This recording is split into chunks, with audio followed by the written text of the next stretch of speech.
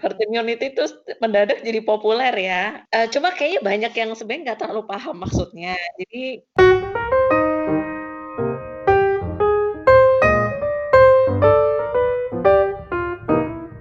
Halo teman-teman semuanya. Ketemu lagi sama gue Suci dan sekarang di sini ada Resti. halo. Halo. Jadi di sini kita bakal ngomongin tentang herd immunity dan pertama-tama gue bakal kenalin Resti di sini. Resti ini adalah pakarnya di bidang epidemiologi. Susah nih nyebut Susah ya. epidemiologi.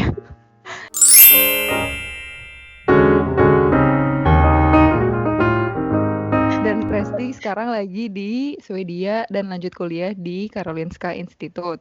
Kan di berita-berita banyak nih Res di Indo yang pada Mhm. ngomongin soal Swedia nggak lockdown, Swedia nggak lockdown. Kenapa Swedia nggak pakai lockdown sih? Terus tiba-tiba nggak lama udah mulai muncul tuh istilah-istilah herd immunity.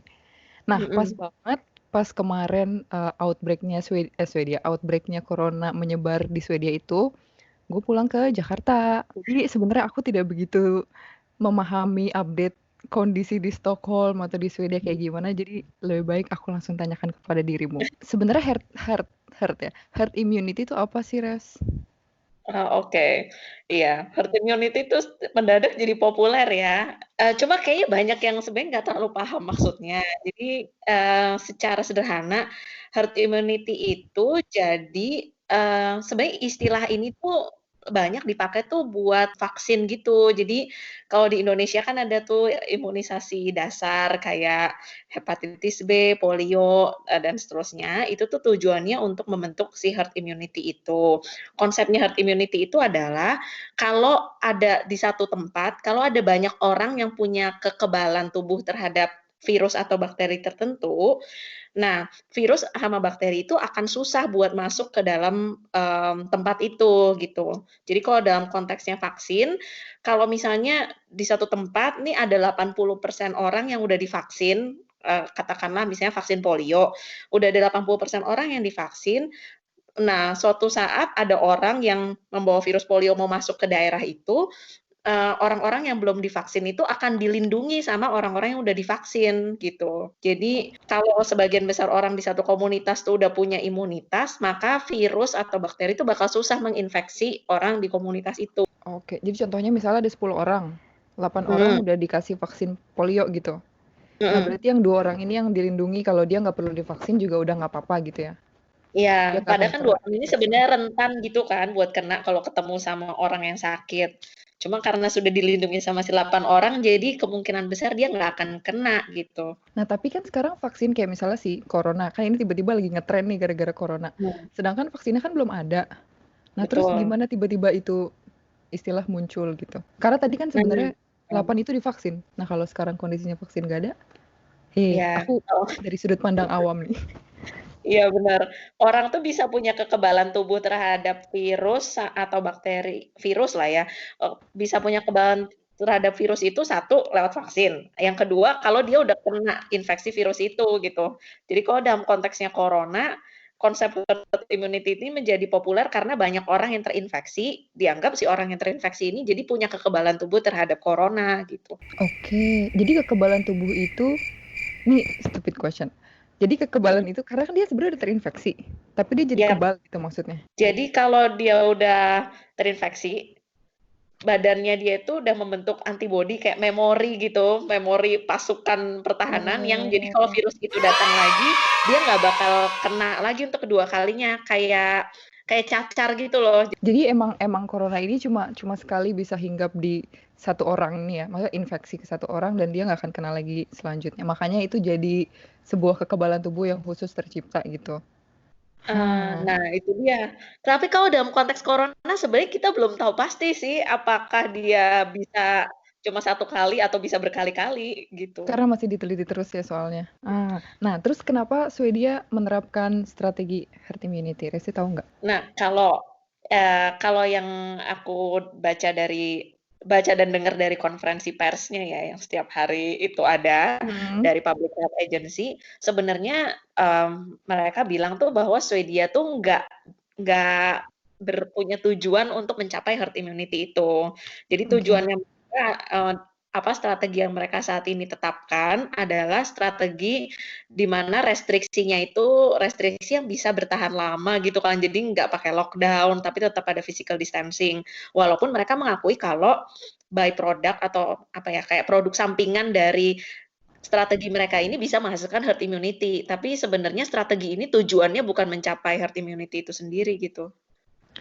Oh, jadi ini memang istilah yang sebenarnya bukan mereka gitu yang memperkenalkan ya, kayak negara-negara lain lah Mhm. yang nyebut Swedia nih bikin herd immunity, padahal mereka maksudnya Iya. sih nggak gitu juga gitu. Iya, walaupun mereka Mhm. tidak memungkiri itu bisa terjadi dengan mereka Oke. mempraktekkan strategi itu. Terus so far, di Swedia gimana kondisinya dengan tidak lockdown-nya Swedia selama ini? Bisa dibilang ya, kalau Mhm. yang kita alami sendiri sih di sini hampir semuanya tuh berjalan seperti biasa ya.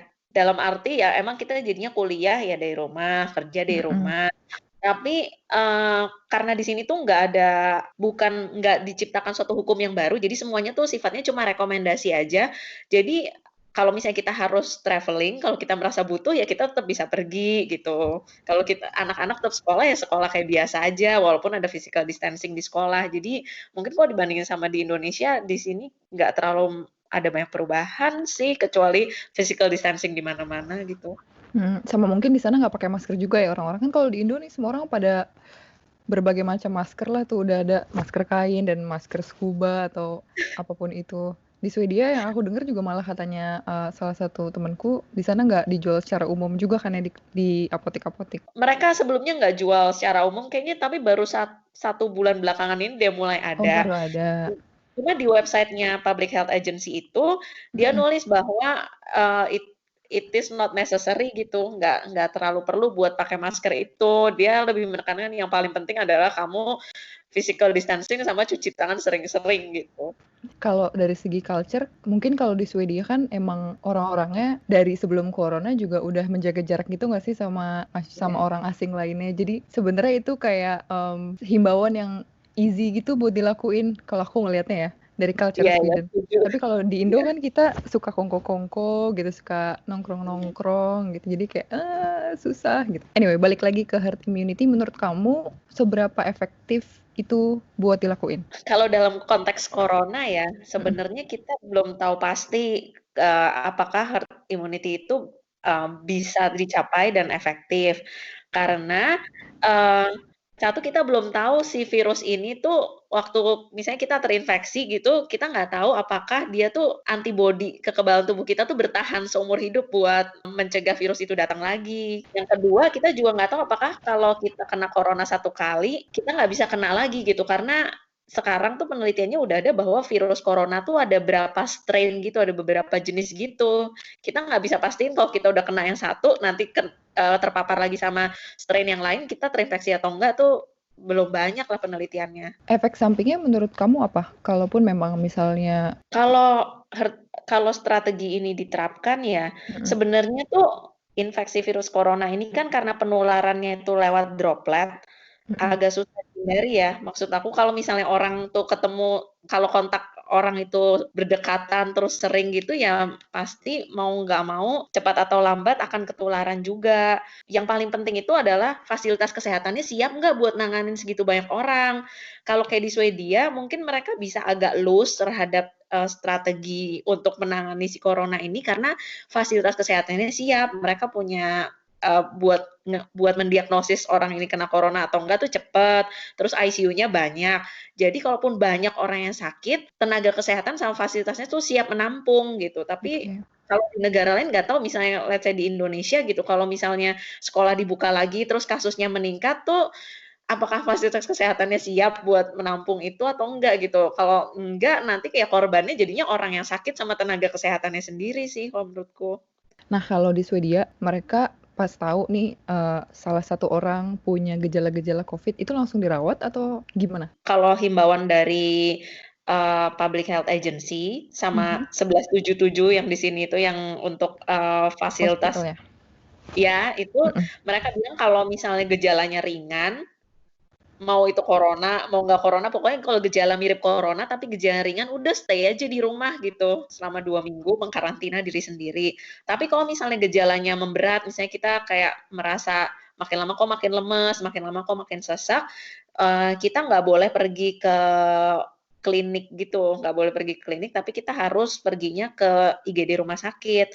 Nah, di IGD rumah sakit itu kita nggak langsung nyemplung ke IGD-nya, tapi di depan IGD-nya tuh ada tenda dulu. Nah, di tenda itu pertama Mhm. diukur dulu tuh temperatur, suhunya berapa, saturasi oksigennya berapa. Kalau emang kira-kira menunjukkan tanda-tanda yang kemungkinan ke arah corona, baru dialihkan ke tenda yang lain buat pemeriksaan lebih lanjut, buat memastikan si ada virus coronanya atau enggak gitu. Nah, baru habis itu mereka assess deh, ini perlu dirawat atau enggak gitu. Terus menurut Iya, kamu gitu. herd immunity cocok nggak diterapin di Indo? Kalau menurut aku ya, ini tuh cepat atau lambat itu pasti harus dibuka kan segala restriksi ini. Kalau enggak, orang nggak bisa sekolah, nggak bisa kerja kayak biasa, semuanya bakaran lumpuh gitu. Mau nggak mau sih memang Mhm. akan harus diperlonggar.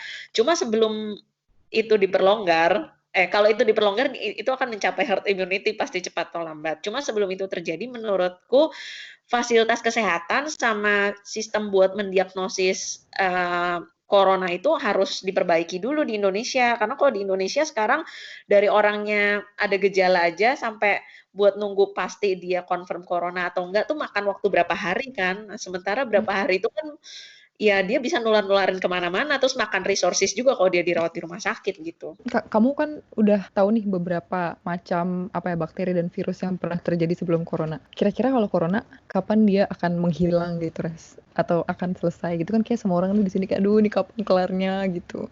Kalau hilang dalam arti musnah ya, itu kayaknya agak susah karena penyebaran virusnya kan lewat droplet tadi itu, lewat percikan air liur dia udah nyebar.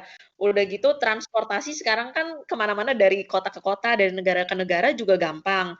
Jadi agak susah kalau benar-benar corona ini mau dimusnahkan. Terus belum lagi Mhm. banyak orang yang pasien yang terinfeksi corona banyak yang nggak bergejala, jadi bisa aja kita jalan-jalan, kita merasa sehat, tapi kita nularin penyakitnya. Jadi kalau dibilang bakal musnah dalam waktu dekat atau tahunan, menurutku agak susah karena ini tuh mirip sama kejadiannya pandemi influenza yang kayak sekitar 10 tahun yang lalu gitu, itu juga ada pandemi influenza yang berat. Nah itu sampai sekarang ya nggak hilang, itu jadinya jadi kayak virus influenza musiman gitu. Cuma bedanya Mhm. kalau pandemi sama bukan pandemi, ya kasusnya pada saat pandemi kasusnya tuh banyak terus tiba-tiba gitu, jadi semuanya syok gitu kan. Kalau misalnya yang, kayak influenza musiman ya cuma misalnya kita udah tahu nih, oh nih pas winter udah mulai lebih banyak orang yang sakit gitu, lebih bisa di-handle lah. Terus kalau vaksin, menurut kamu vaksin akan ditemukan dalam berapa lama? Atau biasanya vaksin berapa lama buat sampai ada? Nah, vaksin itu aku nggak tahu ya, apa bisa jadi jalan keluar atau enggak. Yang pertama, develop vaksin itu lama, itu bisa makan waktu setidaknya 1 sampai 2 tahun. Karena buat sampai vaksin itu bisa jadi vaksin yang dipakai oleh publik, itu dia ada 4 tahap uji klinis yang harus dilalui. Dan 4 tahap itu harus kayak, tahap pertama lolos, tahap kedua lolos, tahap ketiga lolos. Nah, kalau misalnya ternyata nggak selancar itu, pasti akan makan waktu lebih lama. Terus yang kedua, kalaupun vaksinnya ada dalam waktu 1 atau 2 tahun ke depan, kita nggak tahu apakah virus coronanya tuh udah bermutasi atau enggak gitu. Kayak kalau, inget lagi ceritanya influenza kan sebenarnya vaksin influenza tuh udah ada. Cuma juga seiring berjalannya waktu si influenza ini bermutasi menjadi banyak jenis gitu, jadi nggak semua jenis itu di-cover oleh vaksinnya gitu. Jadi walaupun ada vaksin pun belum tentu itu bisa menghapus sepenuhnya infeksi virus gitu. Punya one last question. Percaya nggak sama konspirasi corona? Iya Apa menurut kamu? What do you think? aku nggak tahu ya. Kalau aku terus terang aja, aku juga baca berita itu, cuma menurutku itu susah dibuktikan gitu kebenarannya. Jadi, aku cukup skeptis sih tentang hal itu, nggak tahu. Aku setuju sama Resti. Resti mau sharing satu hal lain atau tips buat teman-teman di Indo yang masih berjuang berdampingan dengan corona? Kurasa sebenarnya ini tuh kayak mungkin yang banyak di artikel-artikel ini tuh kayak kita hidup di a new normal gitu ya. Kayaknya sekarang apa yang dulunya nggak normal menjadi normal. Jadi menurutku, buat physical distancing itu tetap penting. Terus udah gitu kalau bisa kita jangan cuma pikirin diri kita sendiri. Kalau misalnya kayak kita yang muda-muda gini, kalau kita terinfeksi ya mungkin kita akan nggak kenapa-napa gitu, kayak batuk pilek biasa. Cuma waktu kita menjalani physical distancing dan semua aturan ini, coba pikirin orang tua kita, kakek nenek kita yang bisa beresiko sakit berat kalau misalnya mereka yang terinfeksi corona gitu. Jadi ya walaupun kita sehat, tapi tetaplah aware gitu, tetap jalani segala macam tindakan pencegahan yang kita bisa gitu kali ya. Sip, setuju. Dicatat buat teman-teman yang menonton. Thank you Resti udah mau sharing-sharing. Kalau ada yang mau nanya-nanya, boleh tanya di Instagram Resti atau? Boleh, silahkan Boleh. dengan senang hati akan Nanti dijawab. username-nya ada di bawah ini ditulis. Thank you Resti. Aku sudah Sama-sama, Tuti. mau sharing waktunya aku jadi. Bye teman-teman. Thank you semuanya. Thank you.